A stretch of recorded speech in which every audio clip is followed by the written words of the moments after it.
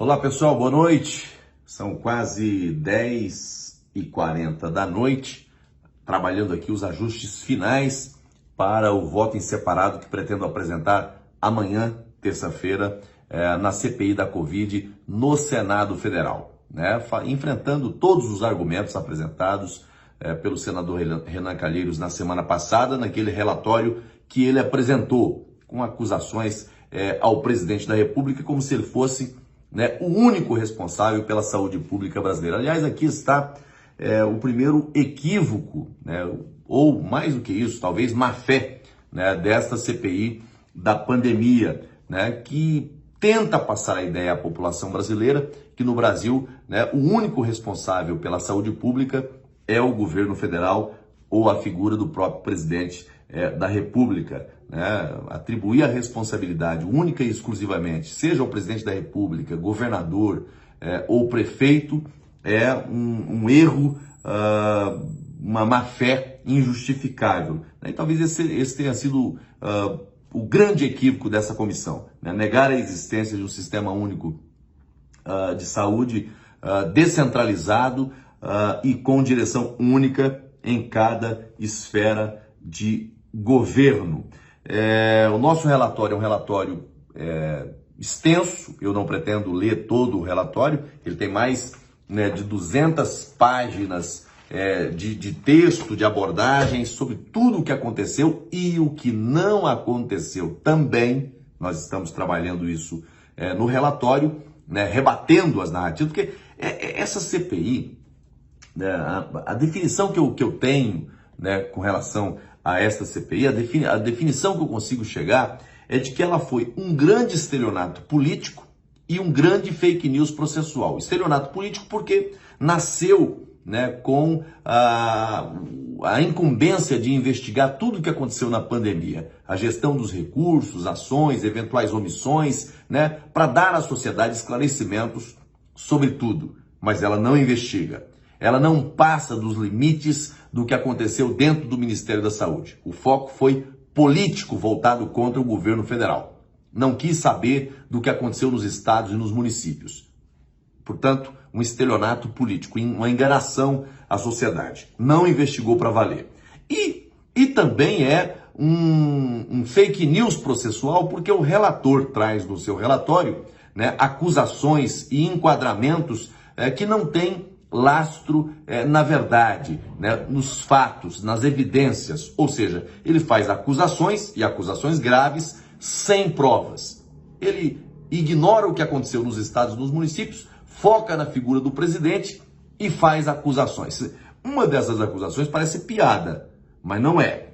Ele busca atribuir ao presidente da República o crime de causar pandemia. Veja, pelo visto, para o relator, não foi o vírus, seja qual for a origem dele, mas o presidente da República, o causador da pandemia. E aí, estou dizendo isso seguindo a tipificação penal que ele coloca no seu relatório. E estou falando isso apenas para ficar nesse exemplo de absurdo desse relatório.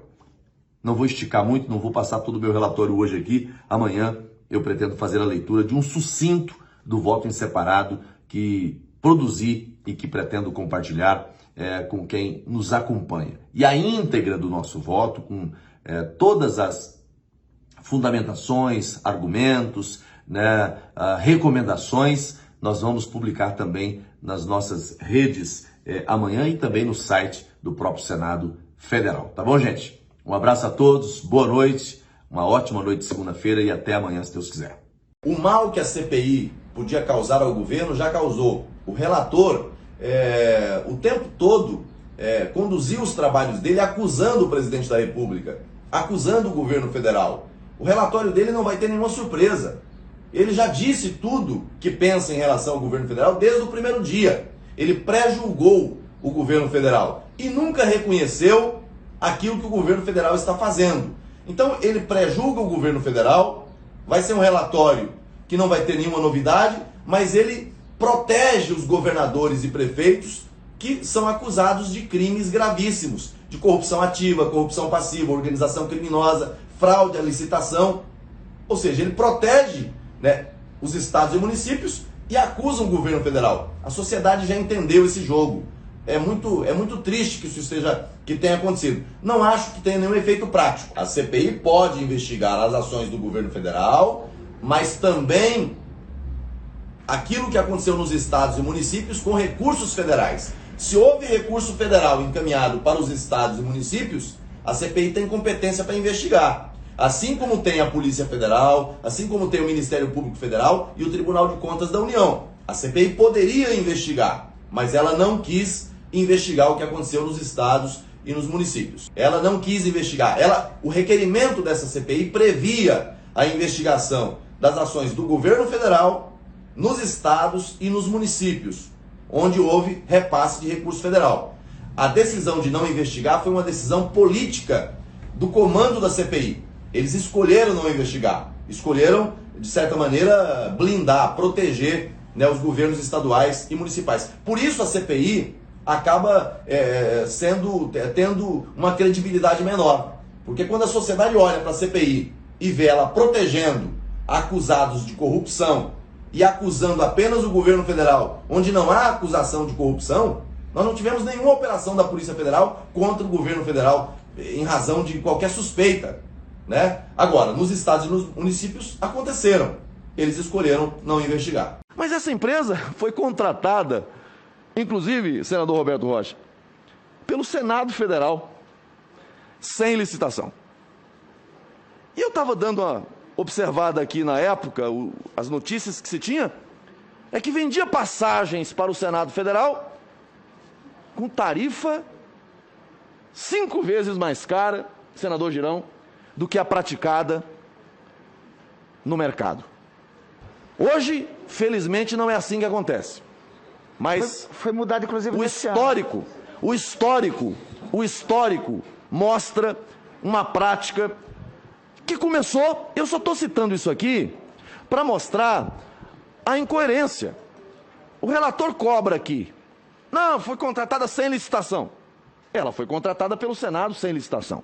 O mesmo que cobrou aqui licitação para contratação da empresa no governo federal foi o que contratou sem licitação, à época, essa empresa para vender passagem para o Senado Federal. Quem foi? Fala o nome. Renan. Foi na gestão do presidente Renan. Isso é uma covardia. O Senado, na minha época, era a instituição mais transparente do Brasil. Não é o que o quê? Seus colegas Nós devolvemos pela primeira vez na história, em função da transparência, 600 milhões de reais. Não é isso que eu estou falando. E eu botei o dedo nessa ferida e resolvi. Só estou dizendo. Fui eu quem resolvi. Só estou dizendo que a Fui empresa, eu quem resolvi. Só estou dizendo que a empresa foi contratada por um método que está dizendo que a empresa já praticava fraude lá atrás. Não, Vossa Excelência que a contratou assim. O Vossa presidente Excelência não contrata nada. O presidente do Senado. Eu só estou dizendo que há uma incoerência aqui. Eu impus a prática que regularizou o problema. Eu só estou dizendo que houve uma incoerência no que foi praticado lá atrás e no que se cobra agora. Agora, para mim, se houve erro lá atrás e se houve erro agora, apura-se, identifique os responsáveis e puna-os. Agora, com base em fatos, em evidências e não em narrativas, porque isso não se sustenta em nenhum processo. Boa tarde, senadores. Senadores, depois de quase 6 meses aí de trabalho da CPI, o que vocês acharam do relatório final? Tem algum ponto que vocês gostariam de destacar de importante? Ou que... Primeiro, eu tomei conhecimento do relatório pela imprensa. O senador relator não teve nem a consideração de informar primeiro os senadores para depois divulgar. Então teve vazamento, mas desde o começo sempre foi assim.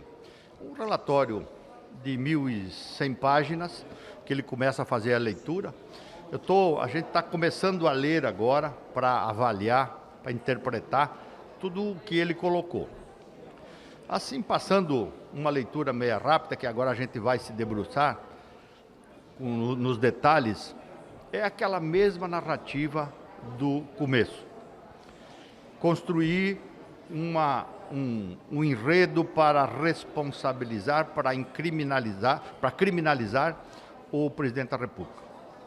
Primeiro, uma CPI não pode nem imputar crime ao presidente da República, não está dentro do escopo. Mas o relator não tem medidas, ele não tem limite, porque ele está encarregado de um trabalho que custe o que custar, para enxovalhar, para, em vez de... Eu, pelo menos, nunca usaria as vítimas, que foram muitas pessoas, mais de 600 mil pessoas, 1.000 brasileiros que morreram, que perderam a vida. Eu perdi primos, parentes, amigos. Mas ele sempre usou as pessoas como escudo, né? Tanto é que esse último depoimento, penúltimo depoimento, foi escolhido pessoas a dedos do Partido dos Trabalhadores para vir aqui chorar, utilizar da dor das pessoas, coisa que a gente não se faz. Isso tem a minha reprovação. Já manifestei e estou manifestando aqui de novo. Enfim, vamos ouvir agora. Estamos ouvindo atentamente, de forma respeitosa. A gente sempre tratou assim.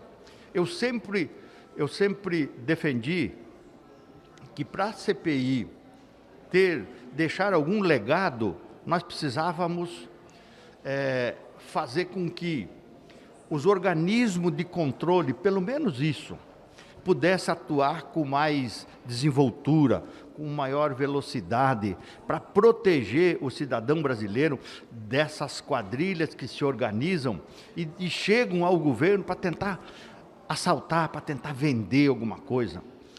Tudo o que ocorreu aqui é coisas que vai ficar para a história. Pessoas que...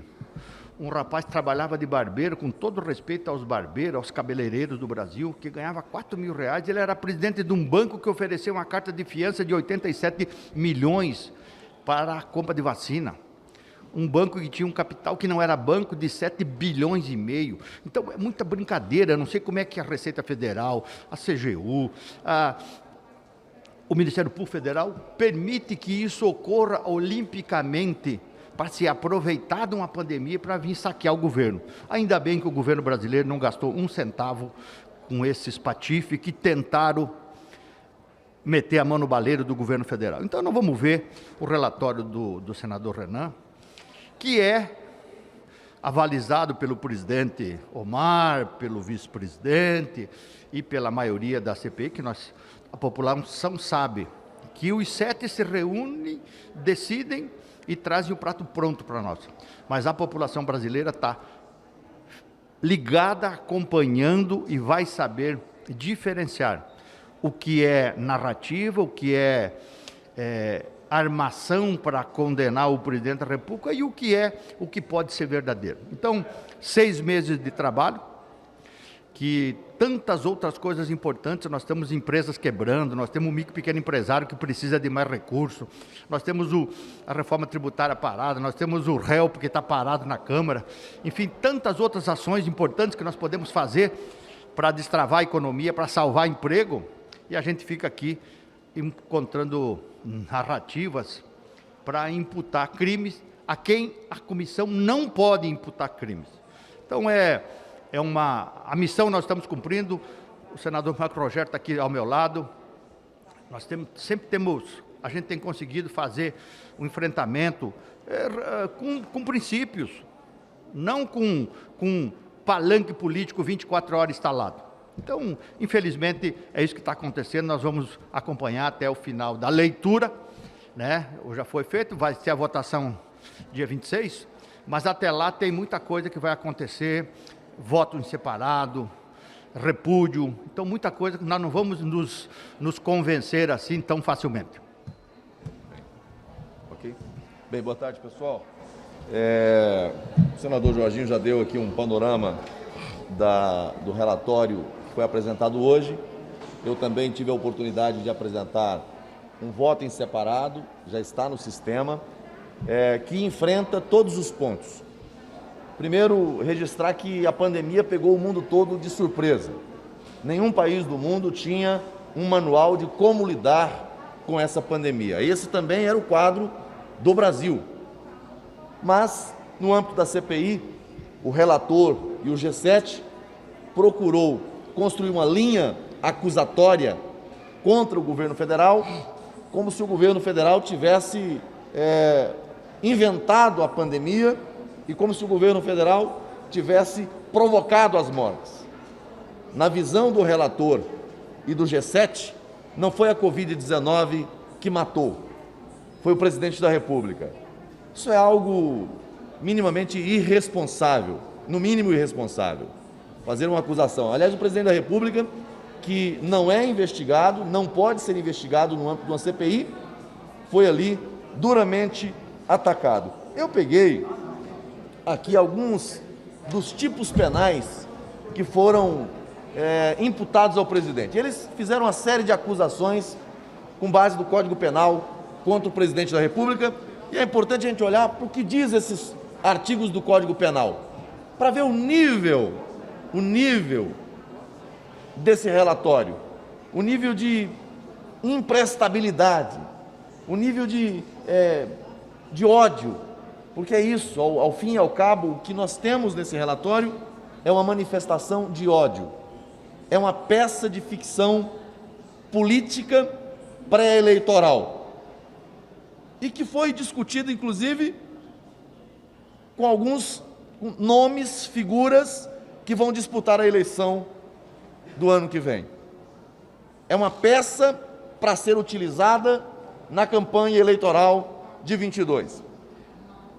Ele enquadra o presidente Jair Bolsonaro no artigo 267 do Código Penal. Isso aqui vai falar da epidemia. Causar epidemia mediante a propagação de germes patogênicos. Veja, estão acusando o presidente da República de causar a pandemia. Ou seja, a CPI da Covid descobriu quem foi que criou a coronavírus. Foi o presidente Bolsonaro. Criou aqui, mandou para Wuhan, espalhou para o mundo. Porque ele enquadra o presidente como alguém que causou a epidemia. O que causou a epidemia foi o coronavírus, a Covid-19. O relator diz que o presidente Bolsonaro causou a epidemia, causou a pandemia. Bom, eles também enquadram o presidente no artigo 283. Isso aqui fala do charlatanismo. Olha lá, inculcar ou anunciar cura por meio secreto ou infalível. Eles estão acusando o presidente da República de anunciar cura por meio secreto ou infalível, curando charlatanismo. Vamos em frente.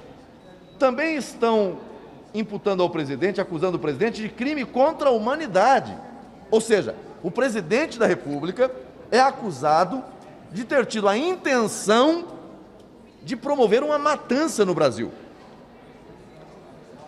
Um dos incisos aqui desse crime é o extermínio. Eles estão acusando o presidente da República de promover intencionalmente extermínio de brasileiros.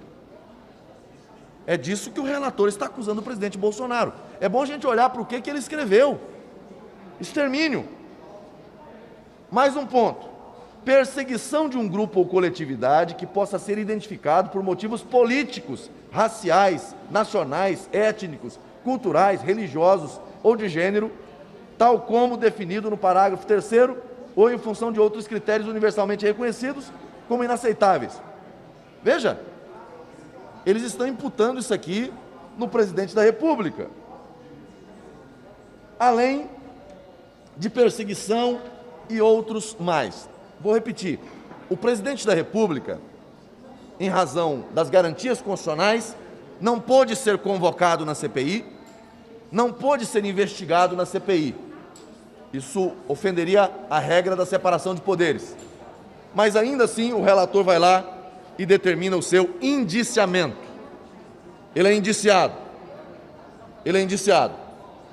É como alguém que, lá numa delegacia de polícia, nunca foi chamado para depor, o delegado não tem competência para investigar, mas quando o delegado vai concluir o inquérito, aí o delegado vai e coloca o indiciamento dessa pessoa, desse cidadão.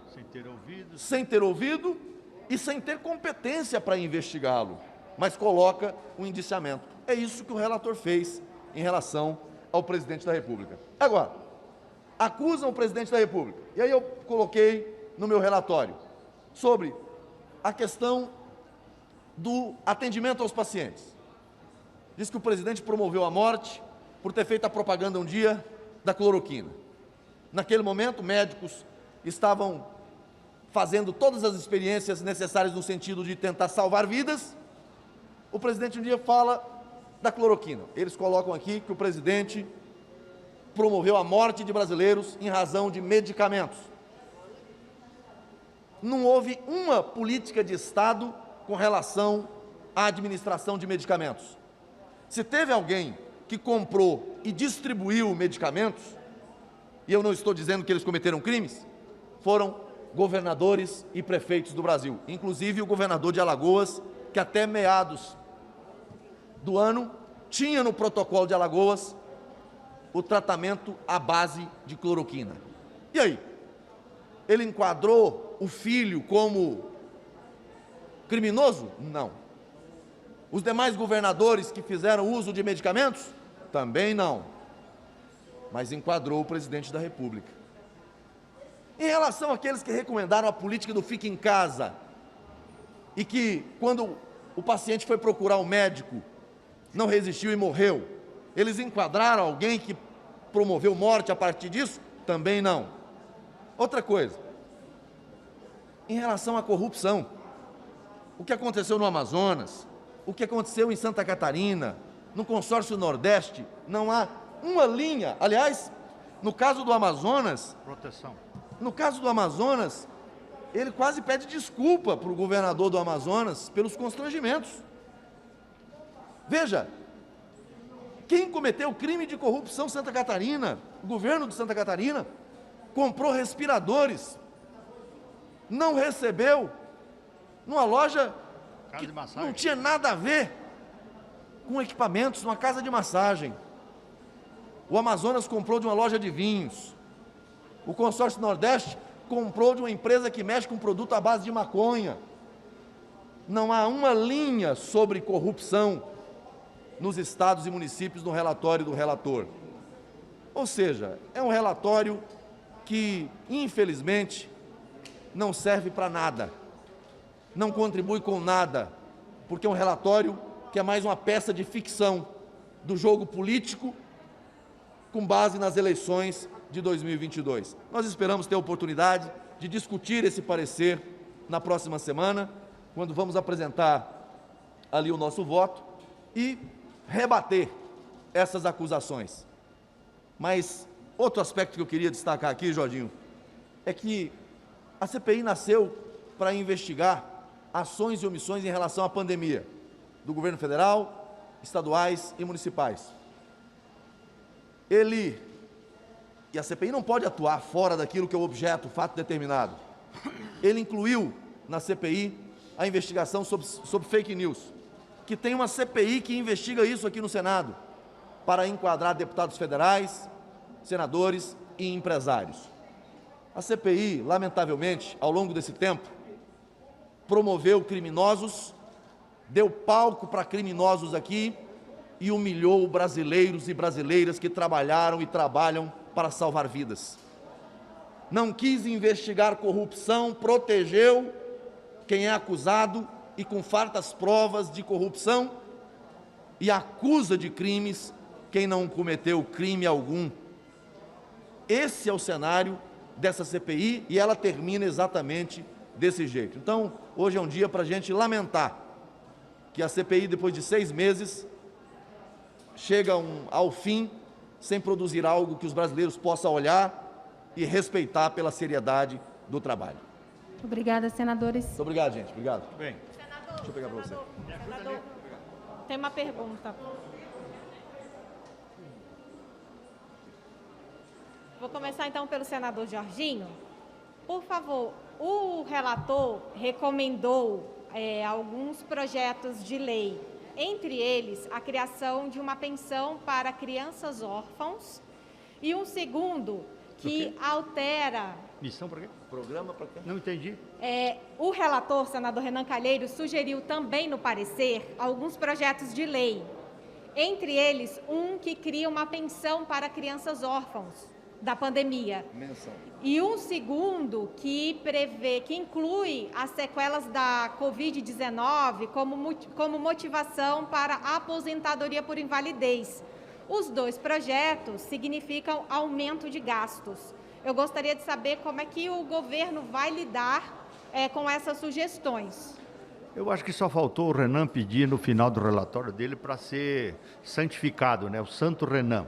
Ele que está preocupado agora com pensão para as pessoas, para as vítimas, que infelizmente perderam pessoas das suas famílias, né?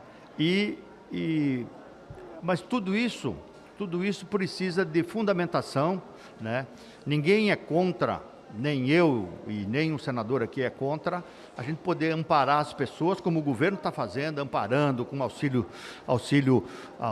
Brasil, dinheiro para que eles possam continuar vivendo, né, a vida. Agora é muito fácil o relator querer fazer média, dizer vamos fazer pensão, vamos fazer isso, aquilo, porque não é ele que vai pagar, ele não está preocupado com responsabilidade fiscal, com absolutamente nada. Jogar para a galera é muito fácil. Dizer para as pessoas o que tem que fazer é muito fácil. Então, nós vamos avaliar todas as sugestões de projetos, tendo condições legais e econômicas para poder honrar esse governo. Ninguém vai... Todos nós estamos preocupados com os brasileiros que estão passando dificuldade, as empresas que quebraram, o micro e pequeno empresário que teve que demitir um parceiro, dois, que é no máximo que eles têm numa empresa, para continuar vivo. Por isso que o Pronamp emprestou 62 bilhões até agora. Por isso que nós estamos cobrando dos bancos a alavancagem do dinheiro. Para salvar a vida, para salvar a economia, para que o Brasil continue crescendo. Essa preocupação todos nós temos. Eu tenho e tenho certeza que o senador Marcos também tem. Agora, a gente vai ter que avaliar esse rol de recomendações do homem mais caridoso do mundo, que se chama Renan Calheiros, né? Como que o Brasil conhece. Pois não. O pedido, a questão de ordem do senhor foi rejeitada em relação aos destaques e às emendas. Será feita a leitura dos votos em separado. Mas, em tese, o placar seria de 7-4. Os senhores têm algum plano B para impedir ou tentar não aprovar o relatório do senador Renan? Olha, o que nós vimos hoje foi um jogo combinado. E eles confessaram que ontem à noite se reuniram para combinar o jogo. Eles sempre fazem isso. Eles combinam o jogo entre o grupo, o G7, no gabinete paralelo, na reunião secreta, e chegam aqui e impõem sobre os senadores. Né? E quando eu apresentei a questão de ordem, é algo absolutamente normal. Alguém que apresenta um relatório e tem um ponto ou outro que há discordância, você apresenta uma emenda, você apresenta uma proposta de destaque para suprimir ou para adicionar, né, algum texto novo. Mas eles simplesmente negaram essa possibilidade e vão para o tudo ou nada. Ou aprova integralmente o relatório do relator, ou rejeita integralmente. Mas aí, para a base do governo, ele disse que não aceitava nada. Mas quando alguém do grupo deles comentou alguma coisa, ele disse que não, se for feita sugestão, aí o relator pode acatar. Veja, o poder absoluto do relator. Todo o poder está concentrado na mão do relator, ninguém pode discordar. Ou é o que ele quer, ou não é nada.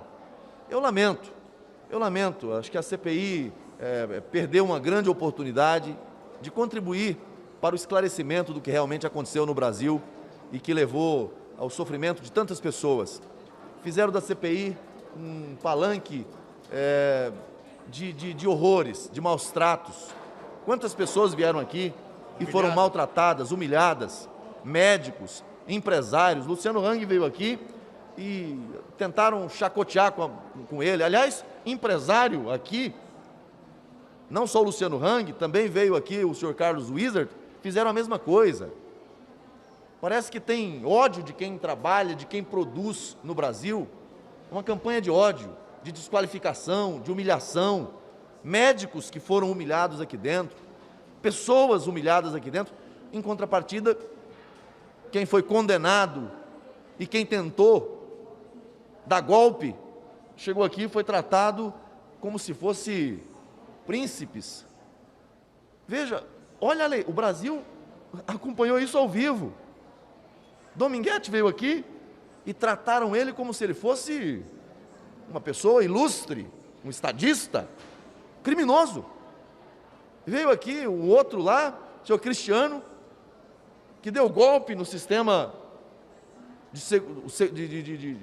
do auxílio emergencial, mentiu na CPI, e eles trataram com toda a proteção, com todo o cuidado, protegeram o criminoso.